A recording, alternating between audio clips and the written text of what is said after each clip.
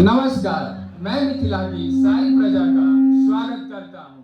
आज हम सभी का यहाँ एकजुट होने का कारण है महाराज जनक की बड़े सुपुत्री सीता जी का स्वयंवर। हमने अपने राजा जनक के आदेश एवं सभी ऋषि मुनि तथा गुरुजनों के आशीर्वाद से इस स्वयंवर का आयोजन किया है। चारों दिशाओं से सभी शूरवीर राजकुमारी के लिए आज अपने आप को योग्य साबित करने आए हैं, किंतु राजकुमारी का स्वयंवर उसी से ही होगा जो यहाँ रखे हुए इस शिव धनुष को उठाकर इस पर प्रतिज्ञा चढ़ाएगा। नियम स्पष्ट है, एक एक करके सभी राजा एवं राजकुमार आगे बढ़ेंगे और उनमें से जो भी यहाँ रखे इस शिव धनुष को उठाएगा और इस पर प्रतिज्ञा चढ़ाएगा, उसी के साथ राजकुमारी सीता का स्वयंवर किया जाएगा।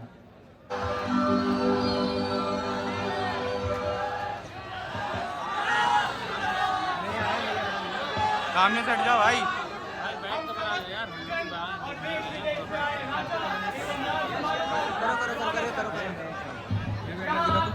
हमारे प्रेम का मान रखने के लिए आप सभी का हमारा अभिनंदन। आरंभ करते हैं।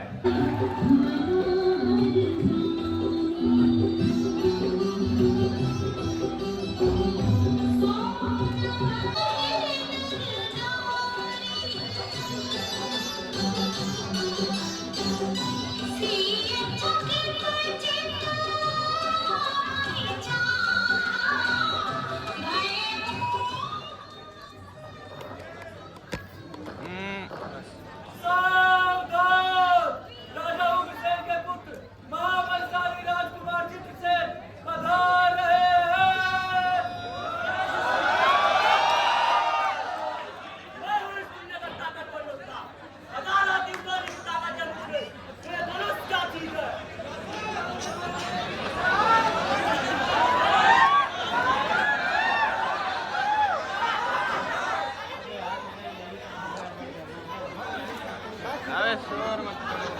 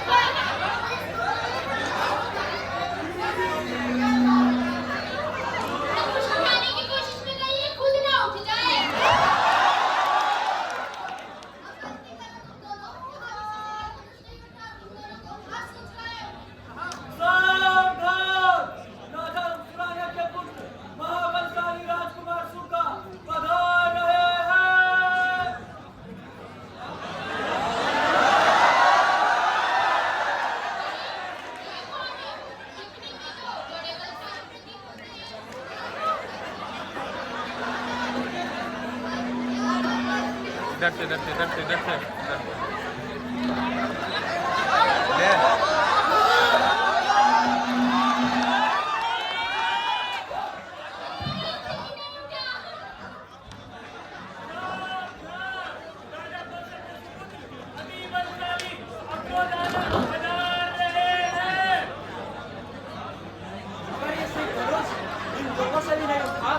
जो अवश्य है इसे उठाने का कोई ना कोई गुप्त तरीका होगा।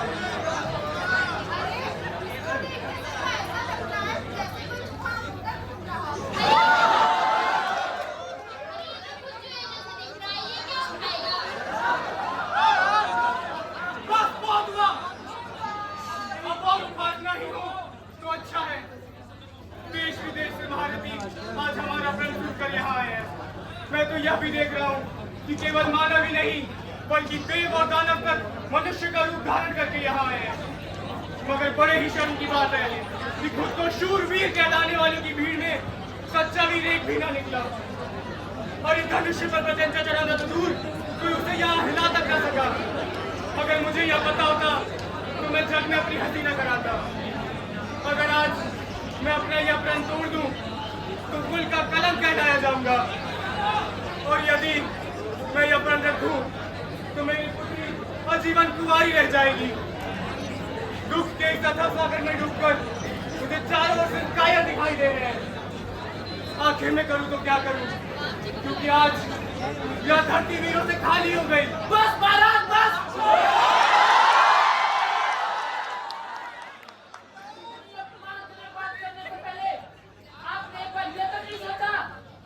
यहाँ पे मर्यादा पुरुषोत्तम श्री राम ही है।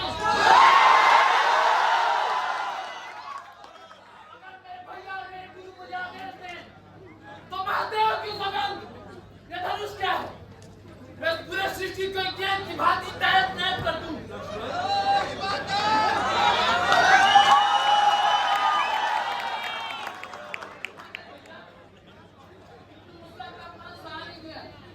आप मुझे आज्ञा दीजिए, मैं महाराज के अपमानजनक शब्दों का उत्तर दे सकूं।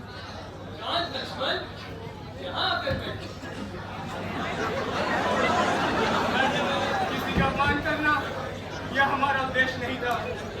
यह तो दुख के कारण हमारे मुख से यह शब्द निकल गए। अगर किसी की अवहेलना हुई हो तो हम क्षमा चाहते हैं। वो राम, जाओ धनुष पर कैसे चढ़ाओ और महाराज जनक का दुख दूर करो।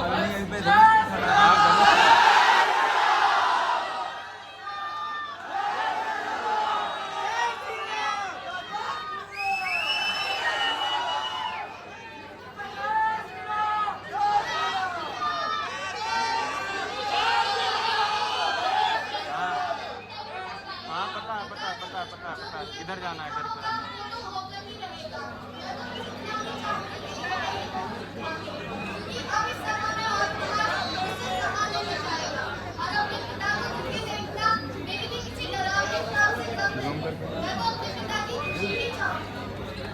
लो देख लो उसे, जो काम हम न कर सके अब ये बालक करेगा। अब चिड़िया बाहर जाने के लिए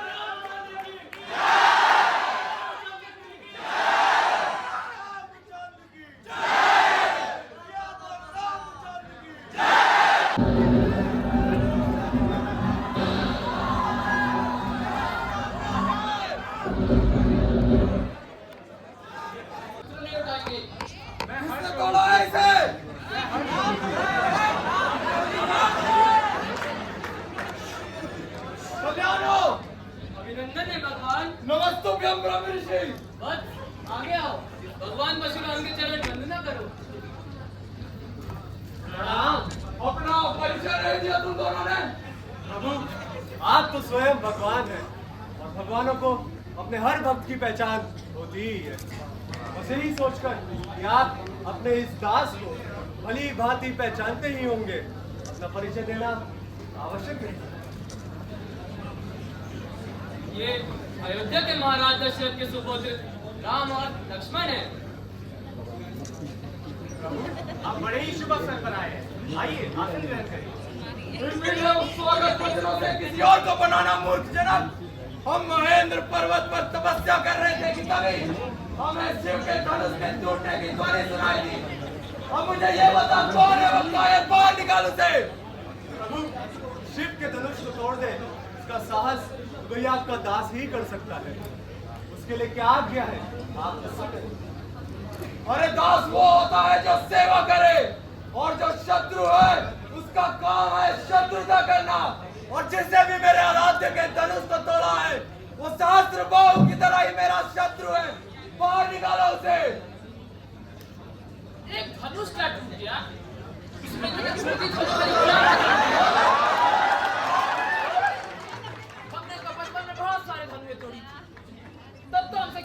हासिल नहीं किया। राजा के छोकरे होश में नहीं है। महान शिव के धनुष को बच्चों की धनुषों के बराबर समझता है। ब्राह्मण देवता, आप धनुष और धनुष में फर्क करते होंगे। हम तो क्षत्रिय हैं, हमारे लिए तो सभी धनुष एक समान होते हैं। मूर्खता की भी हद होती है। लगता है तुझे अपने जीवन से मोह नहीं रहा।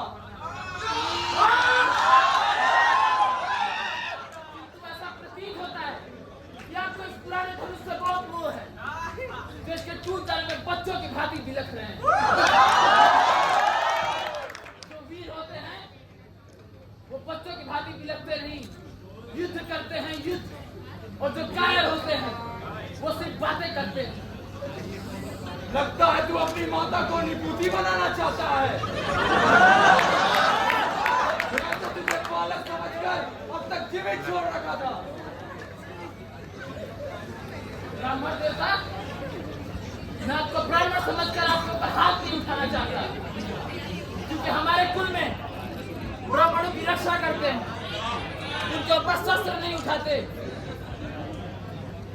अरे तू नहीं जानता, मैं वो परशुराम हूँ जो बाल ब्रह्मचारी अति क्रोधी है। इसी फरसे से मैंने सहस्त्र बाहों की भुजाओं को काटा है।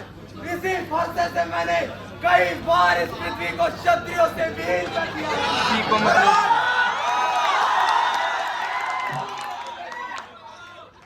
बार-बार मुझे भक्ति में ऐसा प्रतीत होता है।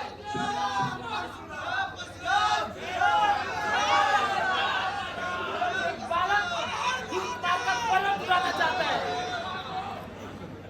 रघुवर ने इसके ऊपर हाथ रखा और ये टूट गया। इसमें रघुवर का तो कोई दोष नहीं। विश्वामित्र, इसे अभी मेरी आंखों से दूर ले जाओ। भगवान, आप अपनी आंखें बंद कर लीजिए। विश्वामित्र, इसे हमारी वीरता और पराक्रम की शक्ति बताओ। आप खुद ही अपने गुणगान इतने अच्छे से कर लेते हैं, इनकी क्या जरूरत है यहाँ पे? बस, अब बहुत हो गया। ये बालक अब स्वयं ही अपनी मृत्यु को निमंत्रण दे रहा है। मुझे तो आश्चर्य है, इतना सब कहने के बाद भी मेरे सामने ये अब तक जीवित कैसे रह गया। और मुझे भी आश्चर्य है कि मेरे देव तुल्य भैया को किसी ने मारने की धमकी दी और वो अब तक जीवित है।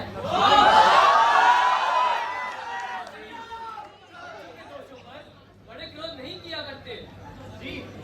यदि कोई बालक कोई छबलता करे तो बड़े उसका आनंद उठाते हैं, क्रोध नहीं करते। प्रभु, आप तो महान हैं। बालक की बात का बुरा न माने। और इसने तो आपका कोई दोष भी नहीं किया। आपका अपराधी मैं हूं। अभी आपके ऊपर है। आप मुझे अपना दास मानकर मुझ पर कृपा करें, या फिर अपना शत्रु मानकर मेरा वध, जिससे भी आपका ये क्रोध शांत हो सके, वो कर्म करूंगा। तुम भी हमें कम दूर नहीं लगते।